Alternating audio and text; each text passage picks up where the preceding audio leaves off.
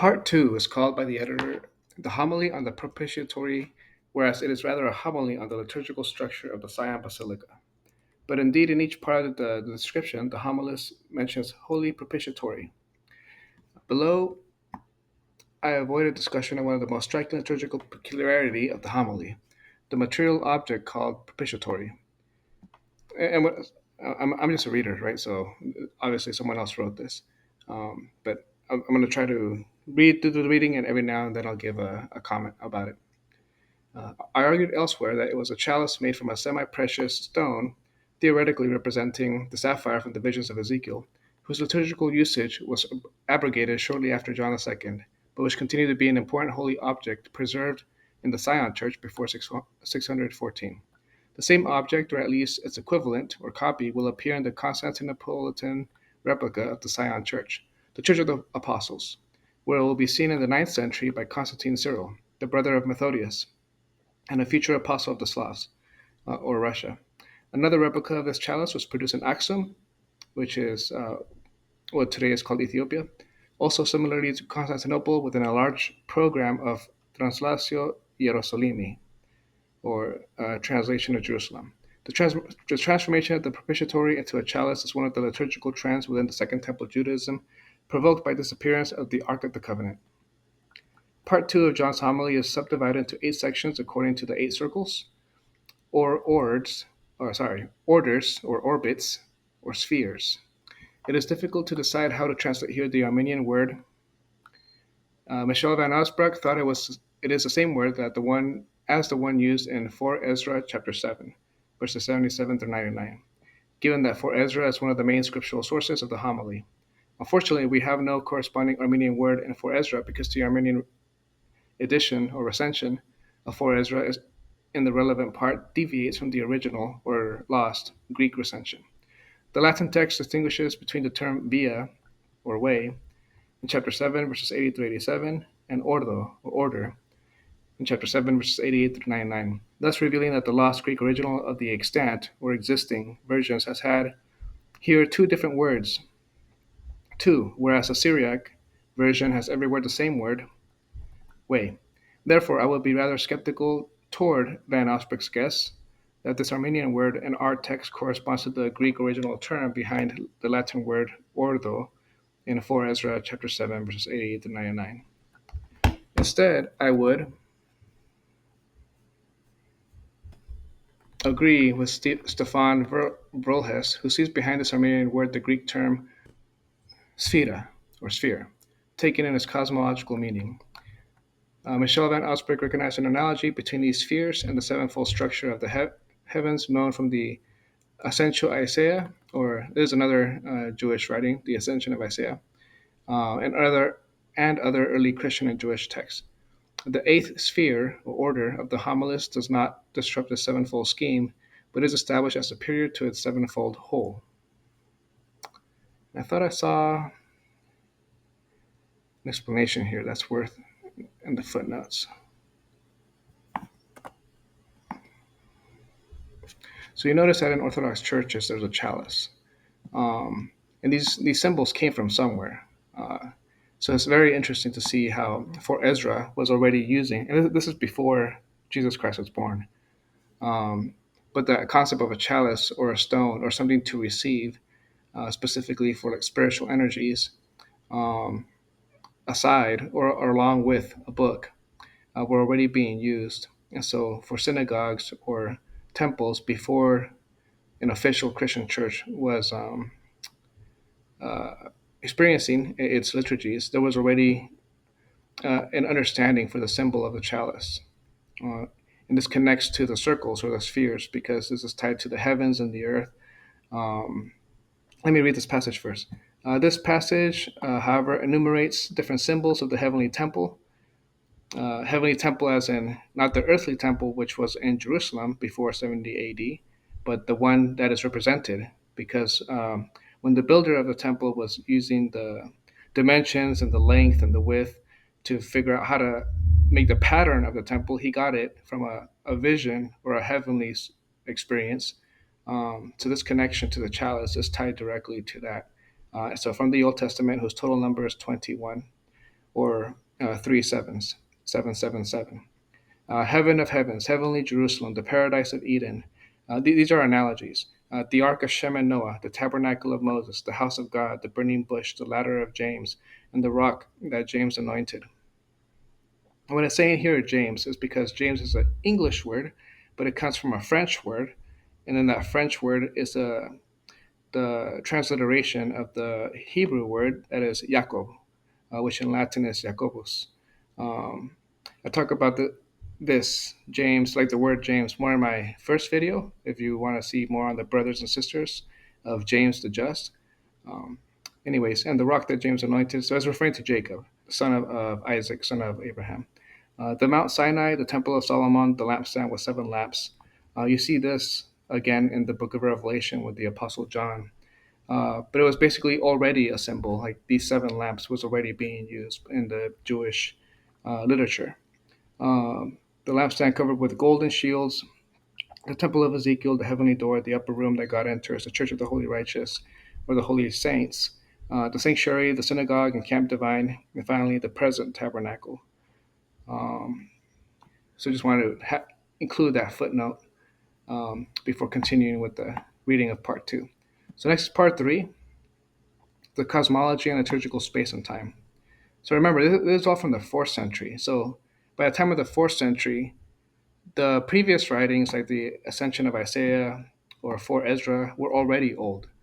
So it's not like John II is creating something new or inventing new ideas. He's trying to work with old ideas and integrate them into the liturgy. Liturgy meaning service. The service is performed in the Christian temple, which is called a church. And it's very interesting to see how space and time are tied to the calendar. So in a year or whatever you define, whether it's 365 days or 355 days or whatever days you have, like something is happening in heaven and on earth, and the service of the worship is incorporating elements of space and time. The cosmology implied in the homily agrees perfectly with Verhelt's understanding of each word as a heavenly sphere and its projection on the liturgical space of an earthly sanctuary. Each of the eight subdivisions of the Sion temple is described by the homilists as having the same propitiatory as their common raison d'etre. It is most natural to understand the implied cosmological spatial structure as eight concentric spheres, having the propitiatory as their common center. This geometrically simple and clear cosmology does not result, however, in an equally clear understanding of the structure of the liturgical space within the Sion Basilica. The number of possible ways of mapping of a given structure of the heavens onto the earthly liturgical space is theoretically unlimited from a topological point of view. In fact, we know nothing certain about the internal structure of the Sion Basilica, completely destroyed in 614 by the Persians and then replaced in the 7th century by the new one. Um, and I'll get into this later as I continue the videos on successions of the bishops of Jerusalem. But I think it was 632 or 634 so somewhere around the 640s AD, so about 30 years after this, that the Muslims would take over. They would bring in a new government to this place in Jerusalem or around Judea or Palestine and south towards Egypt. This fact, nevertheless, will not prevent us from making some conclusions concerning the liturgical calendar implied by the homilists, given that the mapping of a heavenly structure onto a structure of the liturgical space is always suggesting some structure of the liturgical calendar. The heaven, as such, is not only a spatial structure, but also a structure of time. Thus, its mapping is also always a spatial temporal procedure, affecting, therefore, both liturgical space and liturgical calendar. And one of the fascinating things about the liturgy and the calendar that the Orthodox Church uses is that the numbers, like the days, like December 24th or December 25th, January 6th, January 7th, September 14th, September 15th, like these dates are not random. They're at least 1700 years old, and that's being very liberal. Like they're more likely like 2000 years old or 1900 years old. Um, so it just highlights how awesome is the apostolic traditions that included not just words but practice, ritual, connecting the moon, the sun, um, the spheres, or the way that the orbits work together, included in the worship. So it's not just earthly materials, but also heavenly or invisible laws and forces in action. Uh, so I carry on. The calendar implied by John II has been already discussed by Michel van Asbroek and Daniel Stockel ben Ezra. The former put forward a hypothesis that the homily delivered on September 15. This date is known as the commemoration day of the dedication of the Sion Basilica, according to many available sources. It was dedicated as well to the Jewish feast of the Day of Atonement, Yom Kippur, which could have been falling this year on the 15th of September. Daniel Stockel, son of Ezra, supported this hypothesis in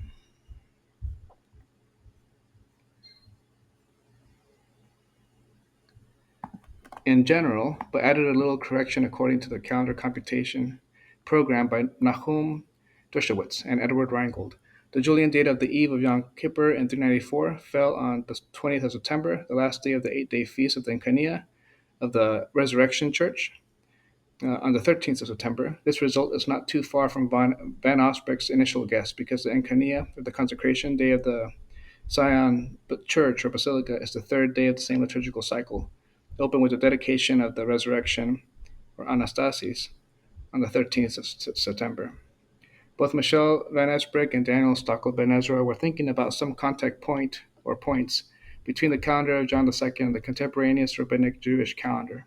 In fact, there was only one such point they dealt with. Both of them focused their attention on the propitiatory as the only feature clearly referring to some Jewish calendrical tradition. My approach will be different. Uh, I consider not me, but Basil. I consider the whole structure of the homily, especially of its part two, as calendrical and based on a Jewish calendrical pattern. Part four: Zion or Sion, a sevenfold liturgical space. A sevenfold or eightfold, which is derived from sevenfold, partition of both liturgical and cosmological spaces will require some kind of seven or eightfold partition of the calendar. The liturgical time is the third domain after the cosmological and liturgical spaces, which is connected with the two others via the bijective mapping. Thus, one has to expect a sevenfold or eightfold structure for either the whole or a part of the liturgical year implied in the homily or sermon by John II. A sevenfold partition of the Christian Sion Church is traceable from the very beginning, long before 394. Three Christian authors of the 4th century mention Emperor Adrian's visit of Mount Sion around the year 132, reporting that he saw there 7 Christian synagogues, and one of these synagogues was preserved until the time of Constantine the Great in the year 325. One of these witnesses is the anonymous Pellerin from Bordeaux, which is around the year 333, who saw this last synagogue himself. When it says synagogues, it means that there were Christians who met in synagogues who were ethnically Jewish and religiously Jewish, but they believed in the apostolic understanding of Jesus Christ. So that means they received the mysteries, or they were able to do certain orders and perform certain duties, kind of how it was mentioned in the previous videos with the first 15 bishops of Jerusalem. A sevenfold structure of the Christian Sion sanctuary is implied in the 3rd century homily by certain Barsabas of Jerusalem, preserved in Georgian text only and first edited by Michel van Esbroek. Its dating to the early 3rd century looks the most possible. There are, moreover, another group of the sevenfold sanctuaries referring to Sion, albeit indirectly. This group presents the heavenly shrine and or its principal earthly, even sometimes imaginary, counterpart as having a sevenfold partition. Zion is concerned as far as it is the earthly sanctuary, only or principal earthly sanctuary. One of the most known examples is presently the Qumranic songs of the Sabbath sacrifice. Qumranic means but on the west side of the Dead Sea, is a cave, and in those caves there's many caves, and those various caves have several jars or vases with scrolls. So one of them is called Songs of the Sabbath Sacrifice, understood to be written 200 years before Christ, describing an angelic liturgy, but clearly taking into account the ritual of an earthly shrine. But there is a number of others. Elsewhere, I have enumerated some examples. Let's see that number 26 footnote. By Basil, Lourié, Calendrical Implications in the Epistles to the Hebrews. Now here are the excursus among the examples. 1. The 7, not the unique. Clouds of Glory, accompanying the camp of Israel according to several Targums. Rafael Visit, La Fiesta Judía de las Cabañas. Okay, so that's Spanish for referring to Sukkot, the Jewish festival of Sukkot. Interpretaciones midrashicas en la Biblia y en el judaísmo antiguo. Okay, so midrash interpretations of the Bible in antique or in old Judaism. This is a reference to like Second Temple Judaism, which no longer exists. Demonstrate that the relevant tradition is not simply exegetical but also liturgical. Number two, a Coptic or Egyptian magical incantation to Archangel Michael, mentioning the seven basins of the Church of the Firstborn that is in the heaven, published by Angelus Cropus, de Lopris de Arcangel Michael. I think that's French. Something about the Archangel Michael. Let's see. Also cosmological and indirectly but explicitly liturgical parallel to the seven clouds of the glory and the opening midrash of the Pasikta de Rav Kahana. That sounds Jewish or Hebrew. Studied by Stefan Verhelst, Pasikta de Rav Kahana, where the divine Shekinah or glory draws back from the earth fairer and fairer 7 times with each of the 7 human generations. This corresponds to the structure of the 7 concentric heavens and therefore to some kind of sevenfold heavenly sanctuary. Okay, so I continue with the reading. Elsewhere, I have enumerated some examples. One can add the monolithic church of the Magarini, or the Blessed Ones, having 7 altars. Such liturgical rearrangements were accompanied with a diffusion of the liturgical rituals specific to different feasts, including the yearly rites of the Day of Atonement. This is why we see, for example, in the Epistles of the Hebrews, the Easter sacrifice or the Paschal sacrifice of Jesus treated as the sacrifice of both Pentecost, which has to do with the covenant, and the Day of Atonement. So these are 2 different Jewish feasts, but they're treated as a united or as one thing in Jesus Christ.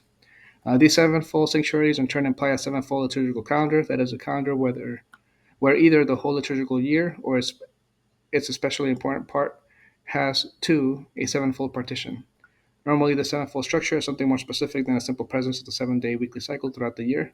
Thus, in the Qumranic Songs of the Sabbath Sacrifice, we see a 364-day liturgical year subdivided into 4 13-week quarters. And for Ezra, we also have a sevenfold liturgical cycle, but covering only 33 days from the foundation of the Second Temple. Cross-reference 1 Ezra chapter 5, verse 55. To the Pentecost falling on 4, I think that means Ezra 4, chapter 3. A similar sevenfold period is implied in Second Epistle of Baruch, but covering 31 days from the date of the postponed Second Passover. Cross-reference 2 Chronicles chapter 30, verse 15. To the Pentecost falling on 15:3. Oh, I see. I think it's March 15. I think these Roman numerals are months. So Passover on February 14, and then Pentecost on March 15. The 2 latter calendars are a priori interesting for us because both of the corresponding apocalypses or revelations are referring to Zion, according to footnote 29. A 4-week pre-Pentecostal cycle based on the modus of 4 Ezra is preserved in the liturgy of the 7th Sabbath of the Beta Israel, Falasha, where the implied day of the Pentecost is March 4th, the same as in 4 Ezra and some other Second Temple Jewish liturgical sources. The liturgy of the 7th Sabbath is a liturgical text actually used by the Beta Israel, where the yearly cycle of 7 Pentecontal periods is preserved. Before I keep talking about that, let me just show you what is Beta Israel. You can see here refers to Ethiopian Jewish community. So in general, between the years of 600 BC to uh, the birth of Christ, so for about 600 years, the diaspora or the spreading of the Jewish people was basically North Africa, especially focusing on Egypt and towards down to Thebes, towards Ethiopia and Sudan, and then east towards Persia or Mesopotamia, basically going towards Pakistan, as far as west or southwest India, which also have their own name, and then also in Yemen or East Arabia, And then in Europe, going towards Spain or southeast France, um, and possibly England, or what was at the time south of England, and then parts of Germany later on. So basically, parts of Europe, Asia, and Africa had Jewish communities, but because of marriages and time, these communities were no longer unified or the same uniform sort of thing, but they were distinct. Today, we have, for example, the Sephardic and the Ashkenazi communities, which make up a big proportion of Jewish backgrounds, but there are several others, and Beta Israel is just one of many examples. Um, However, the modern Beta Israel do not pay attention to the most of its original liturgical features, which are recoverable from the text itself, which, to my opinion, originated from some branch of the Second Temple Judaism. The various kinds of sevenfold liturgical space and time form the proper liturgical context where John II was preaching. Thus, his Yom Kippur is hardly the Yom Kippur of the rabbinic liturgical tradition. There is no wonder, therefore, that for him, a rite involving the use of the propitiatory seems not to be performed only once a year. Part 5. The liturgical calendar of John II. An overview. One can easily notice that each of the 8 major topics of the 8 subdivisions of Part 2 has some correspondences in the Jerusalem calendrical traditions. Some of them are not specific to the 4th century and later Jerusalem rite. Some others are either specific or at least originated from the Jerusalem liturgy, even if subsequently having found their way to Constantinople and beyond. All of them are moreover historically related to the Pentecostal calendar, as it will be seen from a more detailed review below. The Table 1 includes the main topics of the 8 subdivision spheres, as Part 2 together with their calendrical parallels. We have here in this chart spheres, denoted by the symbol, the main topics, the correspondence of the calendar, date in the Jerusalem calendar. The commemorations accepted in non-Jerusalem calendars are marked with an asterisk.